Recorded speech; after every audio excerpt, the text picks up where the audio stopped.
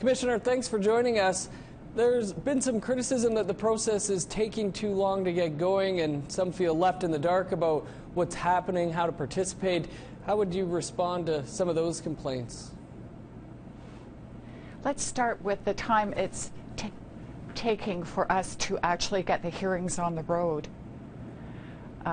We're bound by our terms of reference, and that's requiring us to have what's called a trauma-informed process. That means, amongst other things, that we don't do to people, we do with people. So that requires building relationships with people, with communities, with organizations before we go ahead.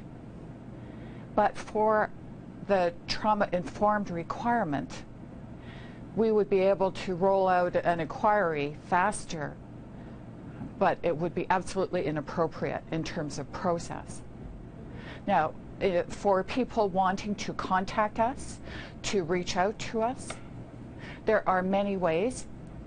We have a website, www.miwg-ffada.ca. There are ways to reach out to us through the website. We also have a toll-free number, 1-844-348-4119. So there are many ways to reach out to us.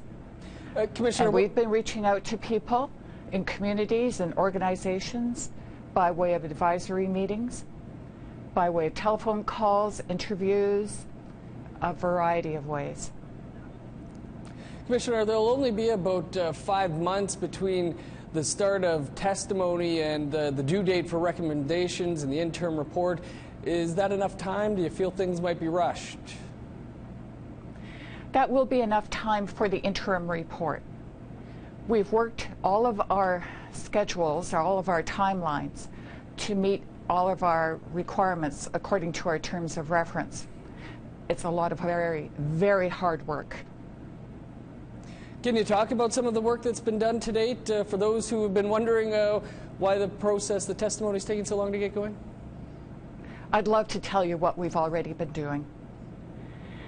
First of all, from the hearing side, the more public view, we've been holding advisory meetings across Canada with a variety of individuals, groups, organizations.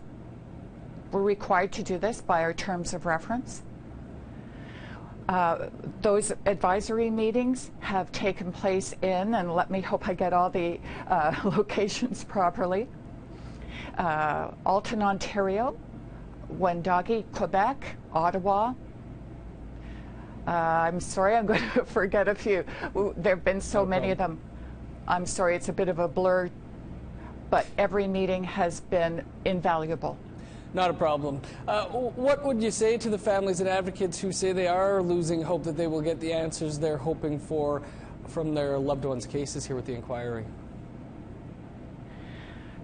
You know, I can understand their frustration and their skepticism because this seems like just another inquiry. I can assure people that we're working very, very hard, that also we take our work seriously. We're taking advice from community members, from individuals, in order to move our work forward. I suppose we have to build that trust. Commissioner, appreciate your time. Good luck in the months ahead. Thank you very much.